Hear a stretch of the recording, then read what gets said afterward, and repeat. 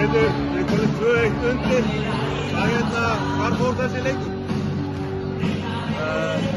Við vorum bara harðari, sterkari og fljótari og betri en við í kvöld. Allt sem þið gerðu vel í síðasta leik, það segja þið gerðu ekki vel í dag. Þetta var eins og fórnandi í fjórða leikunum. Þeir líka bara hittu vel og voru bara högt og góður. Þeir enduðu í öðru sæti þessari deild og við enduðum í þriðja sæti og það vantar okkar besta mann hjá okkur. Þeir eru alveg innistæði fyrir að vera að spila vel. Það er eins og ekki búin að vel eitthvað. 26% skotinn í áskostinu og undir í áskostinu. Það er ekki bara einhvern veginn að bæta fyrir alltaf. Við vorum bara mikið betri við. Það er ekki flóknar en það. Takk fyrir.